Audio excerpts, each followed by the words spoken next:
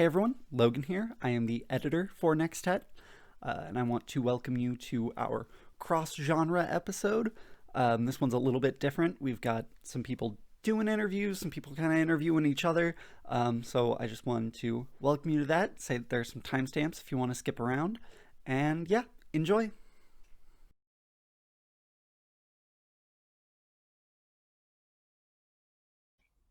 Hello, I'm Micaela Nielson. I'm a member of the Nextet team, and today I'm joined by composer, performer, educator, and the heart and brain behind Nextet, Dr. Jennifer Bellor.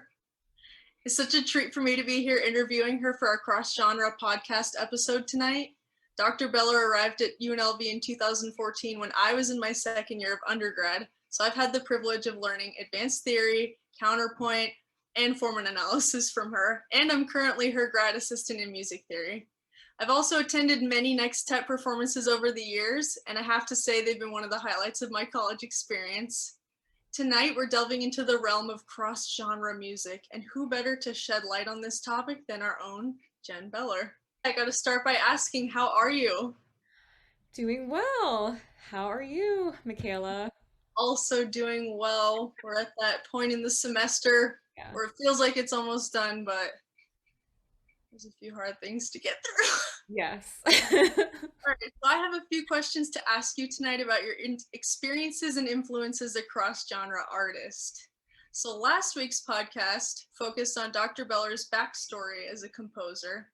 If you haven't checked that out already, I definitely recommend doing so. We got to see some of her childhood pictures and footage from her days as a budding composer, but we were left with some lingering questions, specifically about a certain opera scene you shared.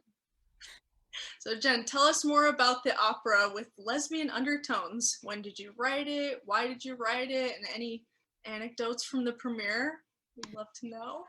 Yeah, so this opera was my dissertation opera at Eastman. The text is actually the poem by the 19th century poet Samuel Taylor Coleridge.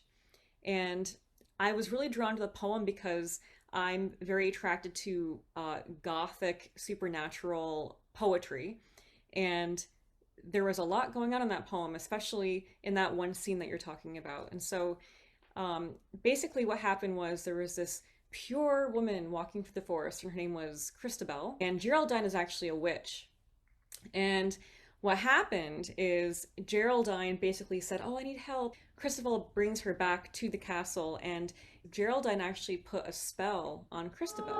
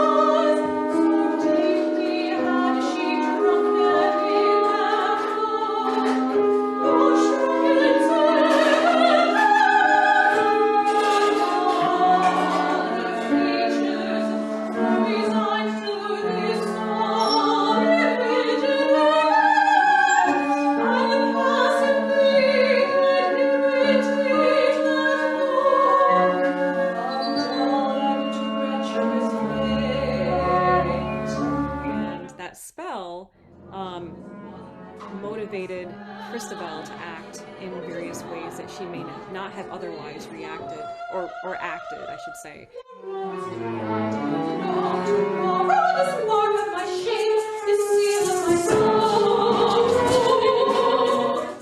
She and Geraldine have this love scene.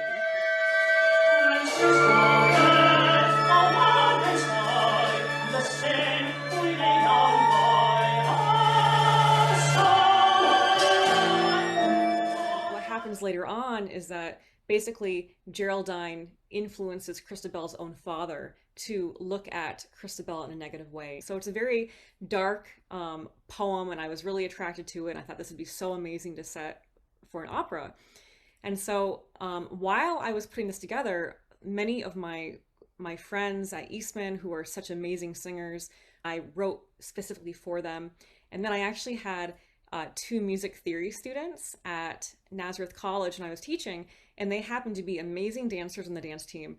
And I told them about the opera, and they're like, Dr. Bellor, I want to dance. I will be Christabel and I will be Geraldine, because my vision was I wanted to have dancers act out the roles of those scenes, and then and then the opera singers can focus on singing and then doing that part, and the dancers can actually act out everything. And then when I got an opera director involved who was totally into the project, she was like, how cool would it be if the dancers and the singers were doppelgangers? And then there was that whole relationship throughout the opera. And so it was a very special opera because I produced the entire thing. We all worked so hard to make that happen, and it was my dissertation, and it was a premiere. Yeah, and it probably has a lot to do with the cross-genre composer that you are today. Honestly, I think we should recreate that opera at UNLV. So, Micaela, you have a wide background performing on the strip. Pop Strings, Fat Strad, Latin Grammys, Cirque du Soleil's One Night for One Drop, Premier Wedding Music, Renaissance Rock Orchestra, and you perform a variety of classical music at UNLV and also had experience subbing in the Las Vegas Philharmonic. What is it like for you adapting to each of these styles? So the biggest thing for me was less so about adapting to the styles and more so about adapting to equipment. So for example, in Fat Strad, we use electric instruments, and it's like playing a different instrument. So we use Zeta instruments, and they're just a bit heavier, harder to draw the sound out of, and it takes actual like arm strength to make sound come from that. But yeah, in addition to that, like my viola that I play my classical music on is just the pickup. I never take it off. So yeah, even my classical viola has had to adapt to technology too.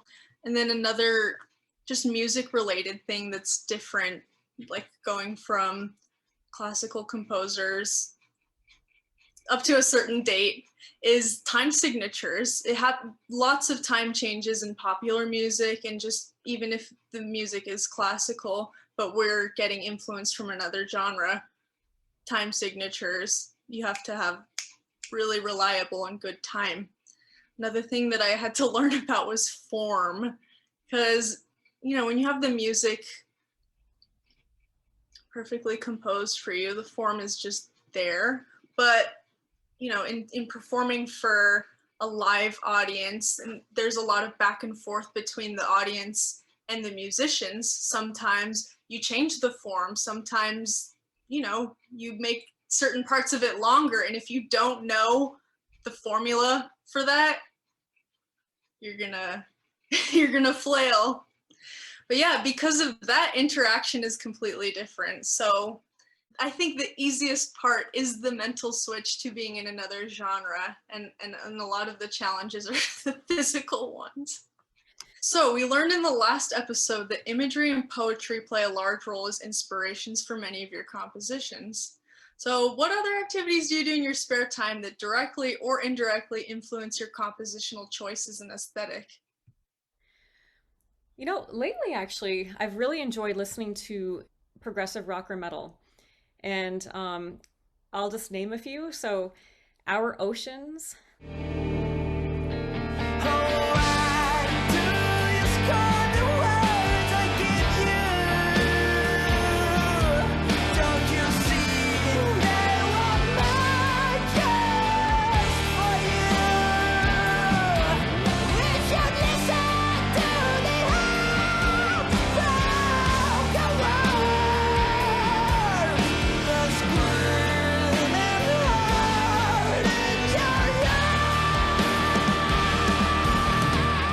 I also have been getting into Rolla Tomasi lately, and Flood of Light is one of my favorite songs from them. And then also just the other day, my boyfriend introduced me to the band Ever Forthright, a progressive metal band, and I really enjoyed listening to some of their songs, especially the parts with the saxophone solos.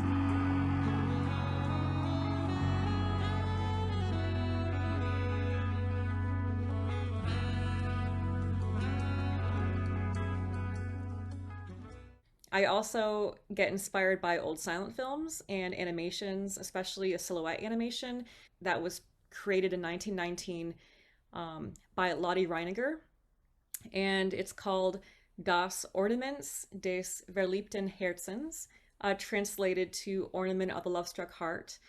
And I wrote a song to pair with the film. I titled the song Lulling Charities, and the title was taken from words in the poem by John Keats titled To Sleep. And also, there is this one music video I saw over the summer of Storm Corrosion performing Drag Ropes, which was written by Steve Wilson. I think they are using stop motion animation. Anyway, watching that video has inspired me to want to pair many of my compositions with an animation. So, Micaela, what activities do you do in your spare time? And I know you love to draw, and you are super talented at that, by the way. So, tell us more about your passion for art and design outside of viola. I've been drawing since I could hold a pencil. It's one of those things that you don't need a lot of materials to enjoy. And I'm a middle child, so I love myself some solitary creative activities, busy parents and whatnot. But yeah, I get asked a lot actually why I never made drawing a career when people find out that I have that talent. But for me, music was always more of the disciplined activity. Like, I never took drawing lessons. So, music, it was easier for me to transition into a career. It just followed the natural progression, you know, learning, school, college, and that you meet people in college that introduce you to other people that hire you. But yeah, art was the hobby, and at this point it's kind of become like sacred for me. I still do it all the time to unwind. Like, sometimes it's hard to unwind on viola because some days the viola is the reason that I'm high strung. But it's visual art has just always stayed a background influence for me, and I'm okay with that. um it's funny because I started noticing this as after a while that the art movements that I'm inspired by at certain times when I have musical phases, they just seem to match chronologically. Like, for example, when I was going through a Vivaldi phase, I was into Baroque art and realism. My Ravel and Debussy phase was coupled with an interest in Impressionist art. And, I had a Bartok phase and I was into surrealism, a Hindemith phase, I was into minimalist art. But yeah, it's usually not conscious, but it happens. So I definitely think there is that like indirect relationship that the two have.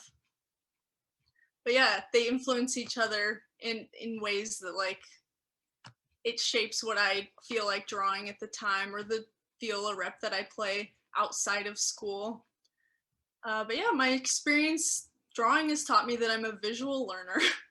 And that it's also provided me a space to explore things like who I create for, what unwritten rules need to be deconstructed, and other like philosophical questions, just because it is such a reflective craft in my opinion.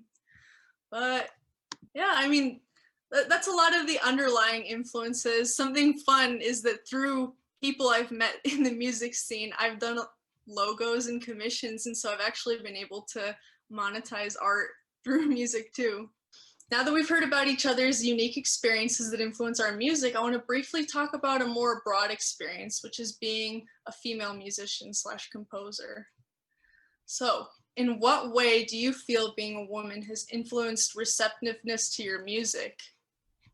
When I first started composing, I wasn't really thinking about, oh, I'm a female composing music that's female. Someone said to me once, "Wow, I expected your music to sound really fluffy, but it is a lot deeper than I expected it to be." And then I definitely got this at one concert.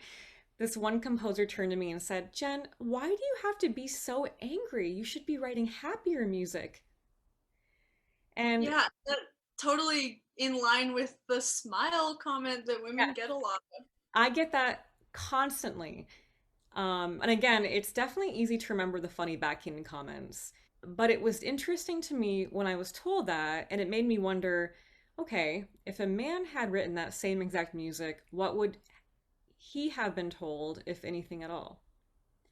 Yeah. do you find it easier or more difficult being a woman who's a composer versus a performer, or do you feel that they're generally the same? I want to say that I found it more difficult being a composer early on, especially because I felt there were certain expectations as to how a composer is supposed to look to fit the part of a serious composer. That has been a challenge for me here and there, but again, I've had so many wonderful experiences collaborating with so many artists who respect me and my music. And in many ways, those experiences and memories outweigh any negative memories I've ever had. And I think I'm much more comfortable and confident with who I am as an artist now. So any negative comments or judgment on my artistry based on my gender, age, or what I look like doesn't affect me as strongly as before. But it has been frustrating for me because I feel like I've had to work harder to show that I'm fully capable of playing various leadership roles. So, what are some of your experiences like gigging as a woman in Las Vegas? Well, I feel like you and I have had like a lot of the same experiences. So, despite what I'm about to say, I wanted to first say that I've generally had a positive experience gigging in Las Vegas. I've only been involved for the past 4 to 5 years because not many gigs are offered when you're under 21. And so that's about the age that I started really getting into it. I feel like I stepped in at the tail end of a bad situation and at the beginning of things getting better. For context, the last election and the Me Too movement coincided with my entry into the gig scene in 2016 and 17.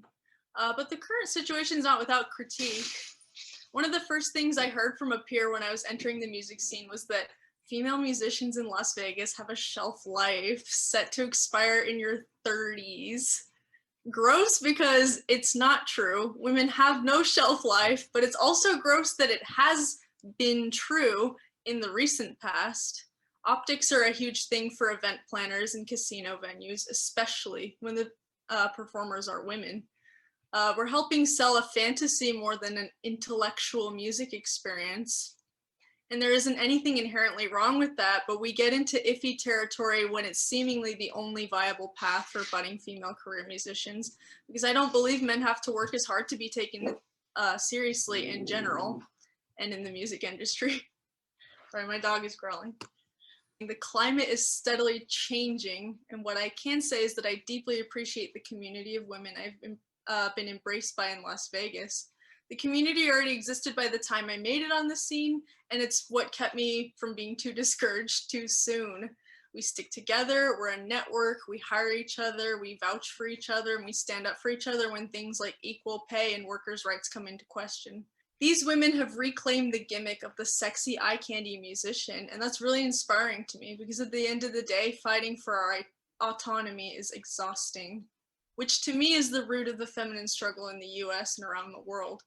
We get objectified a lot, and we do share a lot of abundant backhanded compliments. Like I've heard before, I don't have direct quotes, but people like audience will come up and be really surprised that we can shred on a rock or jazz solo solely because it's the genre they don't expect women to be versed in. Sometimes they're surprised that we know about sound equipment. Sometimes they're surprised that we can work the pedals and heels because I mentioned before, but like for our electric instruments, we use guitar pedals so that we can get that guitar sound. Yeah, mostly by audience members, but sometimes it's other musicians that are men. And as we touched on a little bit earlier, a lot of sexism can come from other women that just have internalized misogyny, you know? And it's an isolating experience, and I do feel it takes a toll on our ability to be seen and heard as artists. It's especially frustrating because most, if not all, the women I work with have college degrees and or have dedicated their lives to studying and making music, and it's upsetting to be reduced to our potential sex appeal. In some ways, it's opposite in my field.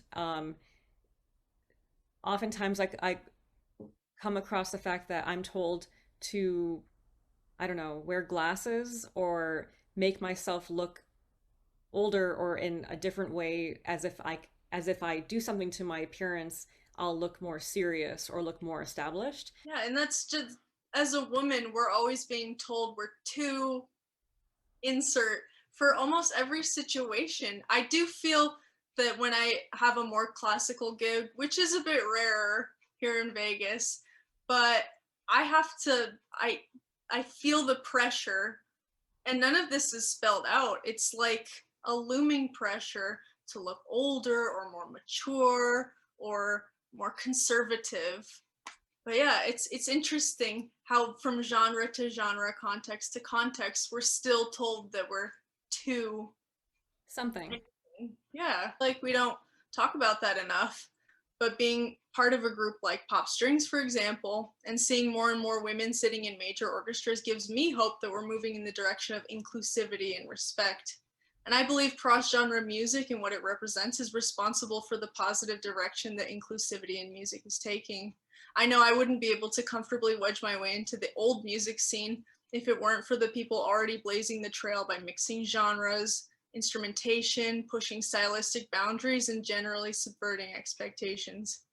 And I love that you are feminine, fashionable, and you're still smart and has your PhD. All right, I only have time for one more question, so let's end on a fun one. In the spirit of perspective, having lived a vibrant musical experience up to this point, hypothetically, what scene would you be involved in an alternate reality? Would you play another instrument? Would you be interested in diving deeper into another genre or aesthetic?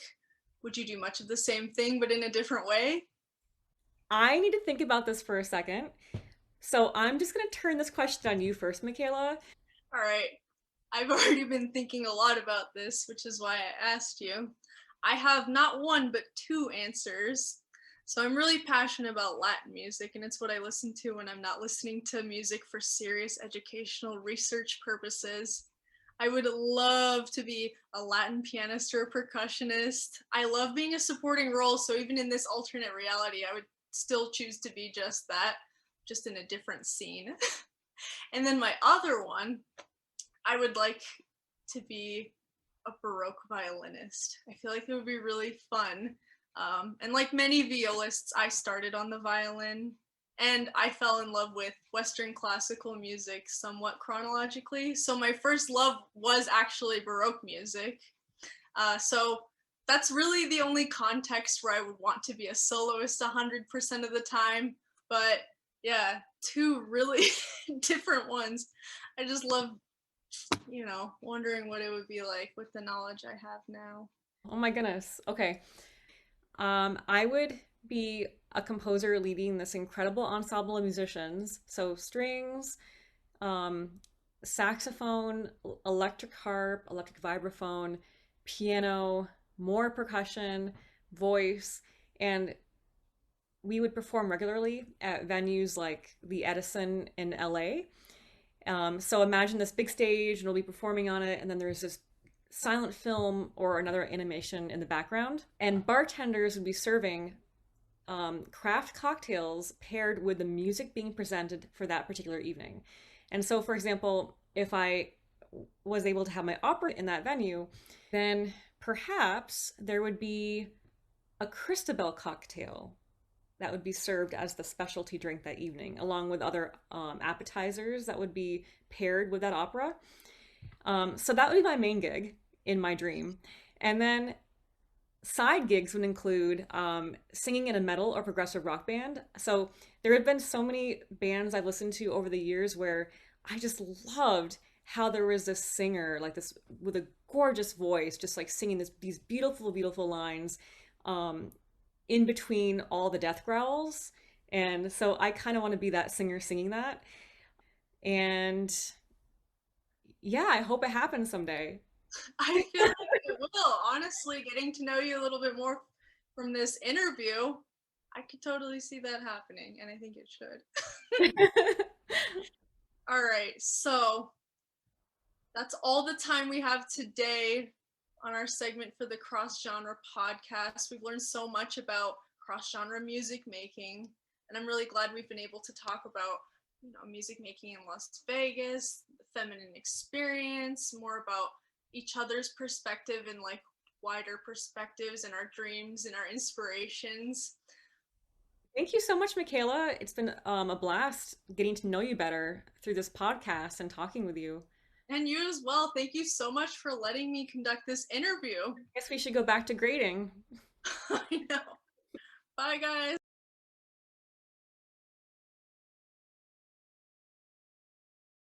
So, for the people out there who are watching this podcast who are not very inept in composition, what is cross genre to you? So cross genre for me, I think, there's a very there's so many different ways of describing it. People would say like crossover, people say fusion, where you maybe have two or more different compositional musical listening styles put together. And while I think that's a very blanket term of saying like, hey, let's take this genre and put them together, I feel like a lot of times you can even have one genre borrowing different styles. Whether it's a cultural style, whether it's a compositional style.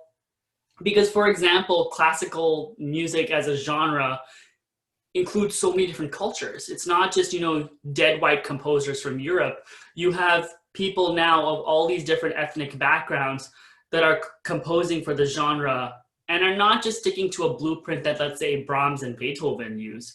They're using their own influences as well. And I think it's kind of cool. I just recently played a viola sonata by a Brazilian composer, and it's composed for the classical repertoire. It's for viola and piano, but you can very much tell that there are Brazilian elements in it. Like, it's very rhythmic driven, it's dancey. There's these like Villa Lobos style recitation type sections. There's a Brazilian waltz in it. And there's a lot of improvisatory elements that are actually written out in the score, but are meant to be treated as improvisatory, which is a sort of an homage to bossa nova, Brazilian jazz in that sense. So I think it's really cool in the sense that when you talk about cross genre, it's more than just a fusion of two styles, but it's also like the evolution of one style with many different elements that can go into it. Absolutely. And I love how you mentioned bossa nova, because specifically with that kind of music, it's all supposed to be improv, or not all of it, but it's more of a, you learn by feeling. 100%. It's not you have to read the notes. It's you learn by feeling. And I love that. Oh, 100%. It's really cool because the sonata is written by the composer is Andre Memari, and he's a very famous composer in Brazil. And the sonata itself was written for my teacher back at Carnegie Mellon, Tatiana Michamis. And she's the acting principal of Pittsburgh Symphony right now. And I remember on many Zoom calls with her, she told me at the last Zoom call I had with her, she's like, treat these things as improvisatory, and it can be different every single time. And even in the piano part, there's a section that says improvisation ad lib. So when I played the piece with Katie Leong at my recital, she did that entire section different every single time. And it's kind of cool that it allows you to work within parameters, but also at the same time give the performer full liberty. And I think that's what's important in terms of like performer expression within constraints of written music, and which is sort of necessary, in which we need live performance situations to do it. Rather than just solely relying on, hey, let's release a recording. Because if we're in a situation where a piece can be different every single time it's performed, we need those sort of settings. Absolutely. No, I 1,000% agree. So with cross genre, how does it influence other music? How does this evolve music to its next step almost? So I think there's multiple ways of looking at it. I think for me personally, I consider myself a classical musician who does also perform different styles and genres. So I love to do musical theater. I do pop, I do rock, I do Bollywood as well. But I'm using a classical medium to express it. And that also an undershadowed, or like I guess an overshadowed instrument to do so, since I'm a violist, and you don't see many violists doing soloistic work. You don't see very many viola soloists to begin with, which I think for 2020 is kind of backwards. I would love to see Bartok concerto and Hintermann Svanendre or Walton concerto programmed more, just in general. But also, if there are violists that want to do more solo work, whether it's in classical genre or other styles, I feel like that should be encouraged, first of all, because we have such a versatile instrument that we can do with which we can do so much. So why not? So I think that for me is one form of cross genre in which I'm using a classical vehicle to showcase a wide variety of things, in which you still hear a reminiscent amount of the original style, but a new perspective. And I often say that I'm not trying to change what people hear when they hear me perform stuff. I just try to change how they hear it. And that could mean either just replacing a main vocal line with the viola, or completely reimagining the score. Which, yes, might be a Bollywood score, might be like a folk song, or might be a musical theater piece, and completely reimagine it as a classical style composition. So that's, I guess, one way of furthering cross-genre as well, is kind of just reimagining sounds and changing the way how people hear something versus changing what they're hearing. Absolutely. So when you perform cross-genre pieces, what is the message that you want to get across? I think for me, first of all, is a much more universal message, especially when you have language that serves as a barrier. And when you take a song that is based or that originates in a specific language and you've removed that barrier, you've transcended that bridge of language. Therefore, you have allowed a song or a piece to have a universal meaning to whomever is listening to it.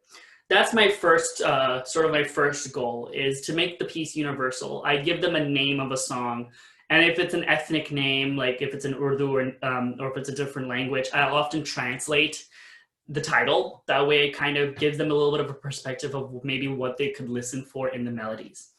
And then I usually follow up by saying, if you have a chance to listen to the original with a good translation, for example, if it's an ethnic piece, that they do so. Because then, first of all, they hear my version, they have a thought, or they have many thoughts of what's going on in their mind when they hear it the first time. Then when they hear the original, they kind of make the connection of maybe what they felt to the original. And then also at the same time, they're discovering something new. Whether it's a genre that they were never, or a style that they were never familiar with, or, they've just heard a viola version of a piece that maybe they do already know. And it's something that kind of brings, it just brings a new perspective to something that may already be beloved, or a completely fresh idea altogether. Absolutely. And bringing in like fresh ideas into 2020, or now almost 2021, is very important. 100%. And I think, which is why I'm kind of glad that even within the classical genre, that you have so many composers writing new things, introducing new sounds, new techniques. I think sometimes we associate modern contemporary classical music as stuff that doesn't make audible sense at times. And that's not always the case. There's so much beautiful melodic music that's also very much, is also tonal, for the lack of a better way of putting it. And I think it's kind of great that these new ideas are coming forth, because nowadays, sometime before, I think in earlier musical development, or maybe even to now for many musicians, for classical pieces that were composed, centuries ago, people still might have trouble connecting with certain pieces. I feel that way about a lot of pieces in viola repertoire that, I still don't want to play because I haven't established a connection with it. But there are composers writing things for viola that, I just want to get my hands on. That's how I felt about the Mimari Viola Sonata. I heard it back in 2018. It was released in 2015. It got a Latin Grammy nomination at some point. And then I heard the recording for the first time in 2018. And I wrote to my teacher telling her, I have to play this piece. I just connected with it instantly. And, I'm kind of glad that that is available for performers out there, that they can find music that excites them. And within classical performance practice, there are so many other influences that probably are what are contributing to that excitement, that, it's not just, German style classical music. There's Brazilian, there's other different ethnic styles and genres, and all within that. And, maybe at one point we could have like, a Bollywood-esque viola sonata or viola concerto I mean, if any Bollywood composers hear this podcast, please write one already. Just because, why not have that? Why not have that style be put into Western classical performance practice? I feel like the possibilities are endless now, and I think that would be the epitome of cross genre, is allowing something that maybe has one preconceived notion and one view. Everyone thinks Bollywood is like these colorful dance numbers where people change outfits 5 times in one song, whereas, which yes is a huge component, but there's also romantic, lyrical, action packed, deep emotional parts that I feel like get overlooked at times. Absolutely. Definitely in how Bollywood does things now, those are very much overlooked. I definitely would not advocate for modern Bollywood, but for that old stuff that I feel like can very easily segue into, a classical cross-genre piece, why not? Absolutely. And I 1000% agree. So with cross-genre specifically, what do you find influences most cross-genre artists? Two things. For me, speaking personally, I think one is the artist's personal taste. Obviously, if they are attracted to specific genres, they're going to want to find more and more ways to explore them. That also combining the stylistic elements. And then the other thing is, I think, and this is what's been sort of like important to me and sort of what I've just discovered as an artist, is that your target audience and your niche audience. Usually you'll find audience members that are very, I guess, cult followers of specific styles, and those end up becoming your most loyal fans. And I speak primarily as like a theater kid junkie, as well as in Bollywood, as well as in general. If you find your super fans of like this cult following, those are the people that are going to really sort of share your work if they like it. So apart from people liking what they want to, apart from the artists themselves liking specific styles, they will try to target the audience members that are going to help lift their art. And I think, and it ends up becoming quite successful. And I think at sometimes, we are so wrapped up in social media nowadays, where we're so worried about how many followers and how many fans we might have, like a number is so important to us. I think at the end of the day, it doesn't matter how many people are seeing the work, it matters who is seeing the work. And I personally feel that if you are catering to an audience in which you may have like 5 people that really enjoy the work out of a huge group, but if those are the 5 people that are like the really important people that'll like, share your work, and like it may end up being seen by some great person, I feel like that's where the magic lies. So I think at least that's something I've discovered as a sort of cross-genre artist, that, I play the music I like playing, that's what I like sharing. But then I find audience members that are just, loyal, beloved fans of the work that I do, because it centers around the genre that they like. Absolutely. And there was one genre that you kept mentioning over and over again, musical theater. Yep. So how do you incorporate that into your cross-genre art? So I mean, one cool thing about musical theater is it's very similar to classical in that sense. Classical in terms of like, chord structure, instrumental styles. It's very maybe with the exception of every now and then you have like electric guitar or something like that.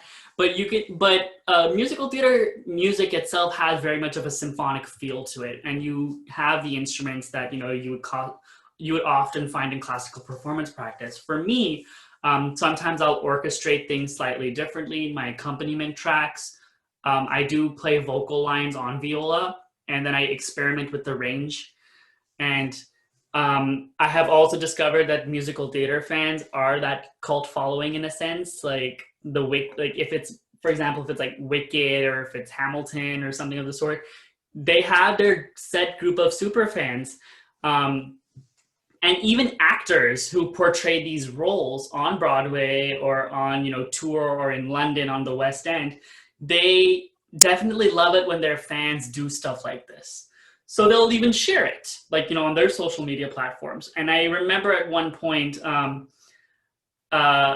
what was really funny was the first time I saw Wicked was in 2016, and the two lead actresses for Elphaba and Glinda shared a video of mine that I'd sent them, and I told them, like, hey, I love Wicked. I've, you know, performed the music on viola, and I shared it with them, and then they shared it on their platforms. And what ended up being hilarious was somebody found me on a different YouTube video that I was in the comment section, said, hey, wasn't your video the one shared by these two actresses? And I was like, yeah, that was me. So I think in that sense, that's where sort of like my cross-genre magic happens, where, like, you know, me as a classical artist, I've dived into this different style of music, which also invokes a different style of playing, because, you know, while yes, the viola itself is the instrument that is closest to the human voice, in this case, I am being the human voice, just in a different way. And since I'm not using lyrics to my advantage, you know, obviously lyrics drive most music in that sense. And people often say that, oh, you need lyrics or else the song is not good. I'm like, if you make blanket statements like that, clearly you've not listened to like Brahms, Beethoven, or Bach even. And Bach is like the most basic, I would say, which is, you know, not lyrical, but so complex. But at the same time, that gives me creative opportunity to explore what I can do to add variation in terms of what the viola can do. And that in and of itself is crossing lines here and there, because, you know, I have to sort of adapt to my situation. If I play the same melody the same way without exploring different idea for sound, for color, for tonal quality, then, you know, I'm going to lose my audience if I'm trying to do a really good cover of a piece or a really different rendition of a piece. That, you know, otherwise is fueled by meaningful lyrics. And meaningful lyrics can drive your interpretation, but unless you fully convey that, you know, it becomes difficult to sell your work to others. Anybody can have a generic rendition of a piece, but you have to also think about what separates your rendition from others.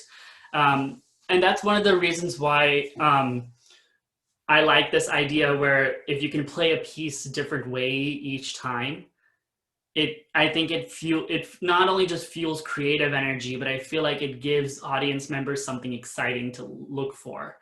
You know, you can't really take that liberty with a Brahms sonata or a Beethoven symphony, but you can do that with other genres and other performance styles, or in styles where composers do give you liberty to change things up.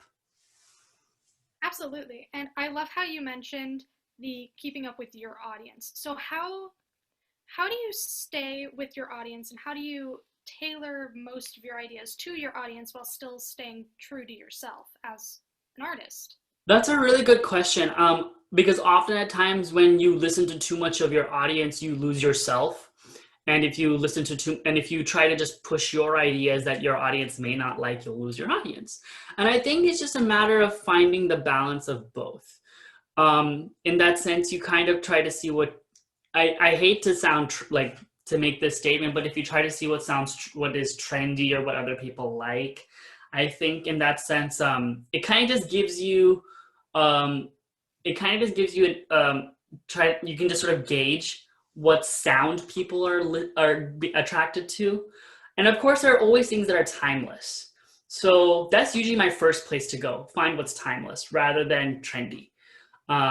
Because trends come and go, but the timeless stuff is what truly, you know, maybe 2 decades later is still, you know, there. And that's something I've always noticed for me. Like, I preferably love going towards timeless music, because it's stuff that I know my audience is going to like, but it's also stuff that I know no matter how many times I listen to it, I'm going to absolutely love it. And it's just always a joy to play. I think it just invokes that sense of nostalgia. And I think that is also what audience members love the most about music, is that it makes them feel a certain way. And music does have that effect on the soul, where, you know, you feel a certain sense of emotion, and it could be different every single time. But I think when I definitely target that nostalgia factor, I think that's where things sort of like magic happens in that sense. And I can stay true to my own mission, and I can also stay true to what my audience likes to listen to. I have found more and more recently, especially in 2020, I guess maybe in the fact that, artists aren't exactly churning out as much new material as you would think so. Some are, and it's beautiful stuff. But I definitely feel like I've gravitated a lot more to more nostalgic classics, timeless material. And I think it's something that I think now, given everyone's sort of emotional mindset, given everything that is happening in the world, I think nostalgia is a lot of people's medicine in that sense.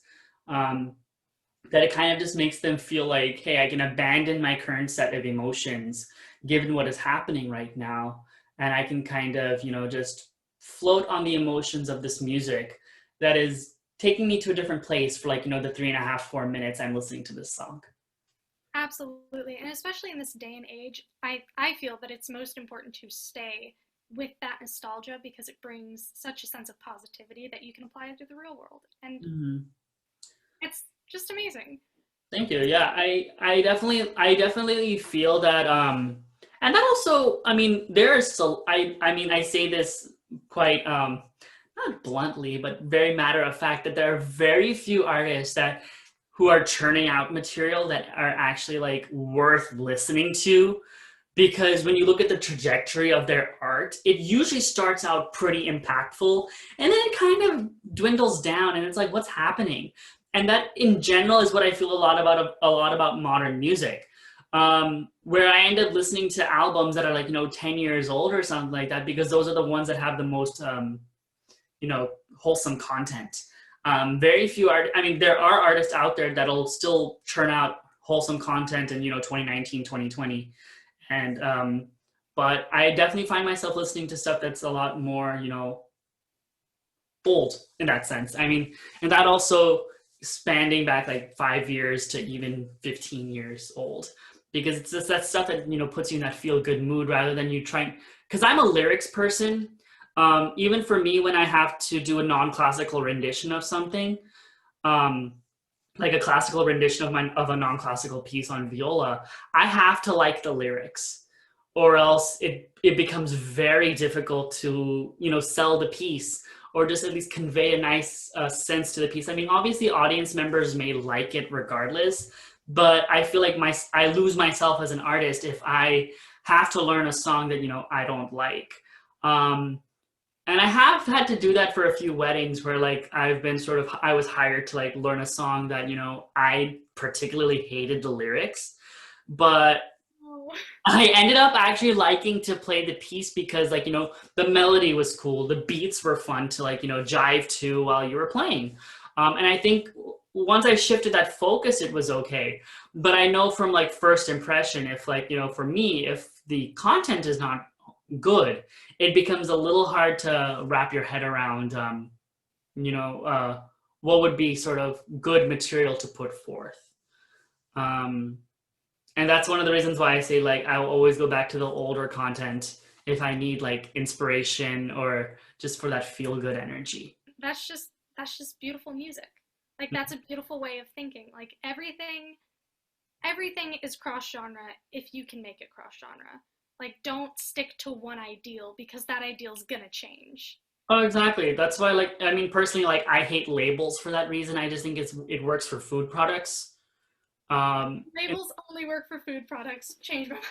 Exactly. Just because, there's two, like nowadays, especially with how people think, there's no single perspective to an art form or to an intellectual idea. There's so many different nuances and and how perspectives grow and change. So with that being said, like, it's kind of, it's literally just like you have style of music with so many different sort of sub styles, and that would be your most, I guess, accurate way of labeling something if you really had to label it. Because a singular term now to define something that has constantly changed and grown is kind of archaic now.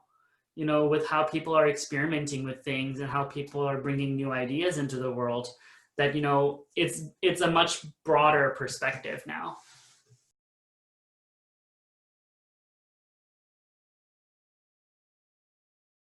My name is Max Marquis. I'm a member of Nextet and a DMA saxophone performance student at UNLV.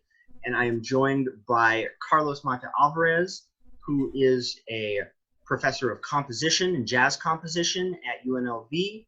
He teaches some saxophone lessons here and there, and he writes a lot of music in a bunch of different genres and for a bunch of different purposes on his own time. Composer, musician extraordinaire, Carlos Mata-Alvarez, welcome.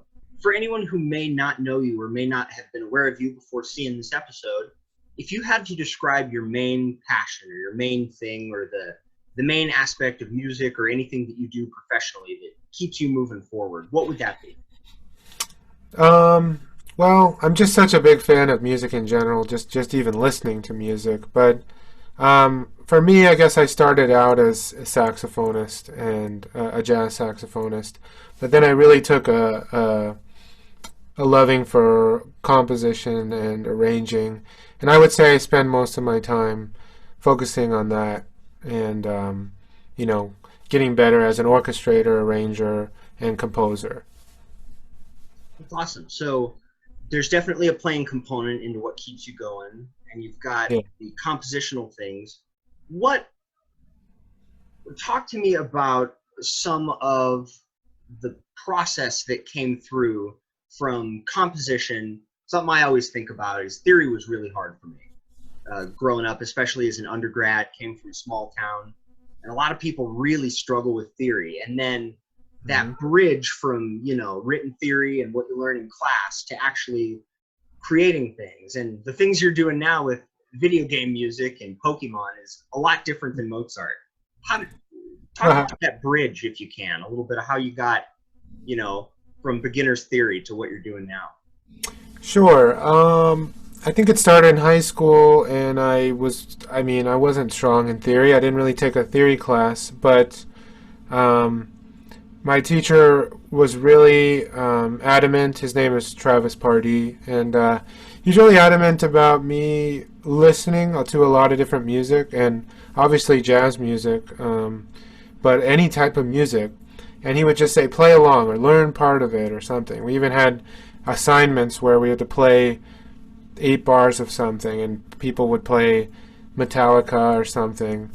So I would do stuff like that as a starter. So maybe that's the beginning of ear training. I'm just having fun when I'm doing it, right?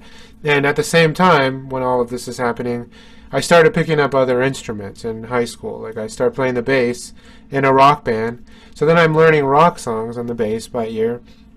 I'm learning piano, and I start playing songs on piano. So that helps. It gives me a visual aspect, of what I'm doing. And also I played in drumline. So that gave me a more rhythmic aspect. But for me, it was just having fun, at that point in high school. So, and the drumline too, the reason I joined it was because a lot of my friends were in the drumline, and I didn't really want to play the saxophone in marching band. I did it for 1 year, and I'm like, oh, that looks really fun. I want to play snare drum, and all my friends are doing that. So I joined indoor drumline and did that. But beyond that, I was just taking all this in without a lot of knowledge. And then in college, it was an adjustment. I started taking a theory class, and I already knew kind of what everything was just by ear, right? I didn't know the terms. So there was an adjustment to connecting the dots. But basically I came from the approach of feeling music naturally and listening, and then learning the terminology along with it. And that's kind of how I try to teach it when I teach at UNLV with the fundamentals. Okay, here's a G7, but what does that sound like? And what does it sound like in the context of, rhythm changes or the blues or rock or whatever? And notice that and understand it, So I think taking that approach, it's a lot easier than just learning it from the book and being like, a G7 is, these notes in root position or whatever. Well, that's not that's what it is, but it's not, you're not learning a lot from that. So I think that's how it began. And beyond that, just studying, I always had an interest in harmony and different chord changes. The groups like Take Six, were really influential group for me, just to see their harmony. Players like Herbie Hancock or Chick Corea, and looking at their voicings. And then beyond that, looking at big band arrangers, Bob Mintzer, among others, and looking at how they orchestrate, and then hearing it and studying it. And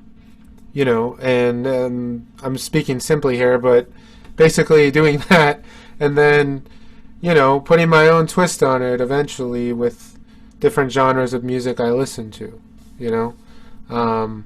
and that's just developed over time from what I've listened to, like kind of like you are what you eat. Whatever you listen to, it comes back out through you, So, and the instruments I play, I'm not a master pianist or a bass player, but there's certain things those instruments, there's certain, like, it's like when you see a guitar player, they want to play in E because the open string, or A. So like on piano, there's certain you want to play in C. On bass, you're really rooted in the groove and certain types of lines.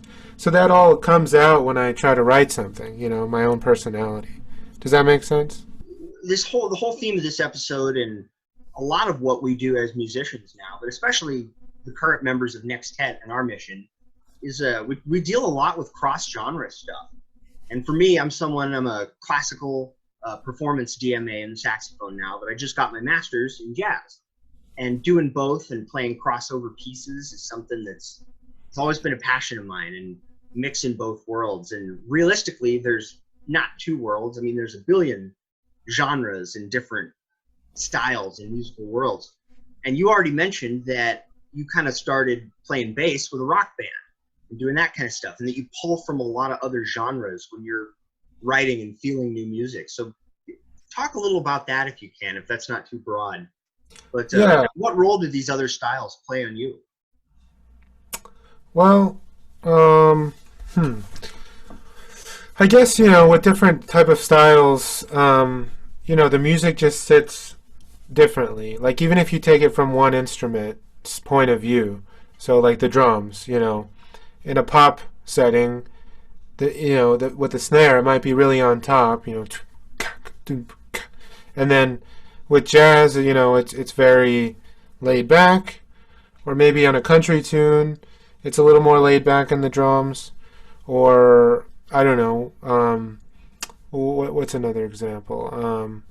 And maybe in Latin music, the use of the clave and how that pushes things forward. I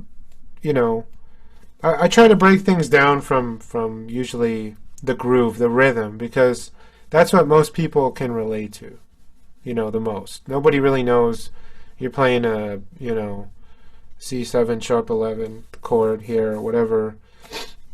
Nobody really knows that. They're hearing the rhythm, and they're hearing your tone, the excitement of the piece, how it builds. And, I guess what I'm taking from a lot of different genres, I don't know. I try to put myself in that feeling of whatever I'm doing.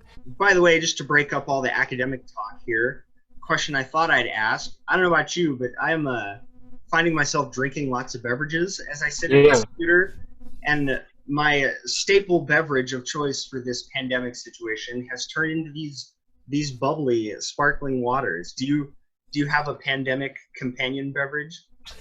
Yeah, I like sparkling water too, and I guess, let's see, for the pandemic, what have I been drinking? I started actually drinking those like sparkling waters, but they're in a longer plastic bottle. Oh yeah, the Peregrine or whatever those are. Those are good too. It's another one though. I like actually all sparkling water. I'm trying to think if there's another specific thing. You know what? Actually, I really enjoy coffee. Yeah. So I like espresso. And when I was living in Miami, I learned about Cafe Bustelo, and it's basically just really good espresso. And he got an espresso machine. My girlfriend got me an espresso machine for my birthday a while ago. And we started making espresso, and I really enjoy that. So that's probably my go-to drink. Boy, an espresso machine, that's like a different level of adult, right? Like you get it once you've got your own espresso machine. Want to make sure I don't forget as we enjoy our conversation to ask about some of your projects specifically. Sure. So, I think for me, one of the most inspiring and positive things to come out of this pandemic situation has been seeing what other people and other musicians and colleagues and pros are all doing in the online space, you know, in place of live in-person things. And that can be virtual concerts, recitals, or projects, or just showcasing compositions or different writing techniques, transcriptions. I've seen all of it. And so talk about some of the things that you've been doing in the quarantine, anything that I brought up before or anything else I forgot about, and then we'll go into some of them, you know. Yeah. No, I agree with you. It's fun to see everybody's projects and what they're working on. I mean, luckily I was already sort of doing that stuff before this even happened. And I've been interested in building my YouTube channel for a long time. It just takes a lot of consistency and the correct content and stuff like that. But during this, I guess one of the first project I did. Okay, so when this first started, I got that Animal Crossing game, right? That everyone's playing on the Switch. I had a Switch, although I'm not playing that as much as I probably want to, but I do play occasionally. And I got that Animal Crossing game, and I was like, I want to do a cover of the main theme, and it actually might have been my girlfriend's idea, but we have been playing the game together, and we, I think she transcribed the original tune, or I helped her with it, and then I said, let's record an arrangement of it. I'll produce an arrangement. So we did, and that was the first video I posted in the quarantine, I think. Was us doing that Animal Crossing video, just basically a trombone. The first one of yours that I actually saw. I remember seeing that one way back when it was.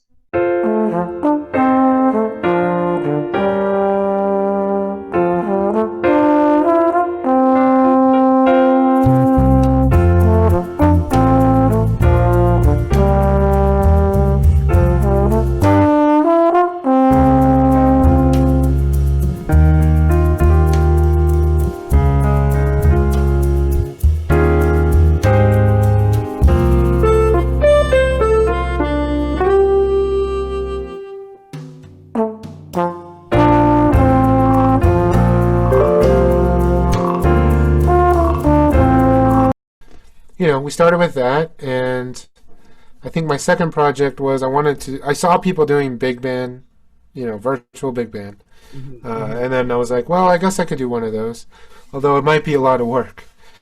And but I thought I'll just pick. Yeah, well, but basically, your expression right there says it all. Yeah, and I love it. I love it. It's just one person doing it all it takes a very long time. But I took a chart I already wrote for high school. I wrote it for Liberty High School originally, where I used to actually work part time. And it's in, I guess it's near the South Point here, and I wrote it for them. But then I thought, okay, it's a pretty easy chart. I'll just send it to these guys. Maybe they'll want to do it with a big band.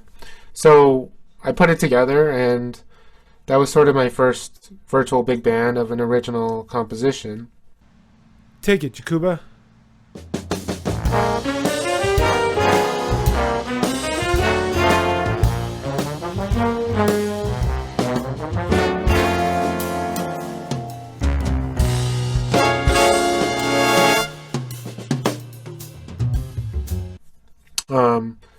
Yeah, and that was totally different because that was a lot of moving pieces. People here in Las Vegas, people I met in Miami who are now in New York and Chicago and collaborating on that. That was fun. Yeah, what were some of the challenges to a project like that? Because you've got like what, 20 at least different parts coming in probably and different like Yeah, what is it? So I think on that one I had 5 trumpets and 4 trombones, 5 saxes, French horn, vibes, and rhythm section, full rhythm section. So, um, challenges, um, well, probably just, you know, organizing the files, I guess. And I mean, I had done this type of thing before, actually. Just when I was doing my master's degree, I had put videos together like this for projects, and so I had experience doing it. So I knew what I was in for, which is why I was like, this is going to be a lot of work. But I wanted one reason I wanted to do it actually was I wanted to give a reason for people or I wanted to give people something to do and something to look forward to, because there was kind of a real uncertainty going on, and like people were releasing projects, and then like I think people felt really good being involved in a project like that. So I thought, oh, this could be a good chance to bring some of my friends together and feature them on something, Yeah. And that inspired me to go through with it mostly. Sure. Now, for that many people, just for those who might be like me, a little less inclined towards the tech side of things, what was the I guess when you do a project with that many people and with that length of duration, full chart for probably 3-4 minutes, 5 maybe, what do you do as far as the takes? Is it one takes you're getting, or is it cut into sections, or is it different by section, by instrument? Yeah, good question. So basically, I have them send me one file, just one WAV file, and it has their whole part. And so the process is, first I create a click track, and I might export the MIDI from Finale, and then I make a click track with that. Okay, so there might be 4 clicks up front, and then they're in. And I start with the rhythm section first, like drums, and then bass, piano, guitar, and then I do the lead players one at a time. So what they get is like let's say got all the rhythm section. Now I'm going to send it to the lead trumpet. So I'm going to send them a file with the whole rhythm section recorded, right? And then I'm going to send them another file with a click track. And then what they're going to do is they're going to take those 2 files and put it in their DAW, digital audio workstation. So that's Logic, Pro Tools, GarageBand, whatever. And they're basically, it's all going to line up exactly, because when I exported it, the files, they were exported together, so they're going to be the exact same timing. Then when they export their file, they're going to export it with, like, making sure it's the same timing as mine. So when I receive it, I just drop it in, and then it's lined up right from the beginning where the click starts, and their whole part will play through. And it's up to them to edit their own part and then just send me one file if they want to do edits, right? Gotcha. So you take some of that responsibility and put it on the people who are sending you their part. Yeah, and if they want to send me, like for instance on one I did later, a second virtual big band, the lead trumpet player sent me a separate take with just high notes, right? Just because he had to adjust the levels, and it's different. So he sent a separate file with that, right? And then the drummer, if he has 6 mics, he sent me all the mics that he used, and then I mix it, Sure. So he could also send me his own mix of the drums, but I'd rather have the control to mix it myself, with that many people involved. Sure. Yeah. That's so much to track and so much to keep track of. Yeah. Between all the mixing and just coordinating all the people. How do you, I guess more of a general question for this or in general, but how do you organize? What do you do to keep all these factors, whether it's for a project like this or just for your, week of things you have to get done between teaching and writing and playing? What are some of your organization tips for? Well, I have a whiteboard right here with some things I write down, and I try to. I have a list of things I need to do now or like in the next few days, and I also have a list of things that are ongoing. And then I also have like things related to my health, like take a break or eat vegetables, stuff like that, just to remind myself, that I need to take care of myself, because that's a big part of it. Honestly, a really important part into what you're talking about is making sure you're just like well rested and like, in a good mindset, because that's going to let you work harder and smarter, Absolutely. And organizationally, I mean, I try to be organized with files. I mean, I have a lot of hard drives with different files, folders and online folders. I say, hey, upload your files to here when you're done, and then, or whatever, send it to me, and then I put it all together in something, and I name them specific things so I don't, I mean, when you start to get into video editing or audio editing, the naming of files is very important in organizing, things. So, yeah, I mean that's probably my overall process. There's a lot of nitty gritty, scrutinizing details when I'm writing or doing that goes into it too. So we've got your virtual big band. What are some of the projects that you worked on with your virtual big band? What are some of the numbers for people to have in their ear to look up after this is over? Yeah, so the first one was Dexter's Blues, which was the blues that I wrote for the high school. Mm-hmm. And that was actually named after a friend of mine, Jorge, his dog, and it's actually his girlfriend's dog, Lindsay. And she's just a goofy dog, a German pointer, and yeah, he's just a goofy dog. So I wrote him a goofy tune when I was actually roommates with him a few years ago. That's so awesome to know. When I first heard it, when I first heard and saw the video back whenever it came out, I remember thinking, well, you're a tenor sax player, must mean Dexter Gordon. But that's hilarious. Yeah, I think people thought that too. Yeah. That's awesome. But yeah, that's the backstory to it. And then I guess the other tune, which I did maybe, I guess I'm looking at it now, it says 2 months ago, and that first one was 4 months ago. But so it was another tune from the Animal Crossing series, which is called Bubblegum KK, which is kind of like, Taylor Swift pop. Oh, yeah. Not even Taylor Swift, actually. It's more like K-pop style. K-pop, J-pop, and then I turned it into a big band thing. And a lot of the comments on there are cool, and one of them said this could be like an anime, theme song. So maybe it has sort of that vibe to it, since it has a big horn section, but it has a simple kind of pop anime melody. Yeah, we'll talk about cross-genre music. I mean, I don't think I've heard of big band jazz mixed with K-pop actually ever before this. Yeah. Awesome. Thanks for joining us, Carlos. Before we wrap this up, do you have any advice going forward for people at any level who are trying to get started doing more of this kind of thing, or trying to just become composers, be creative? What's your advice to people at all levels?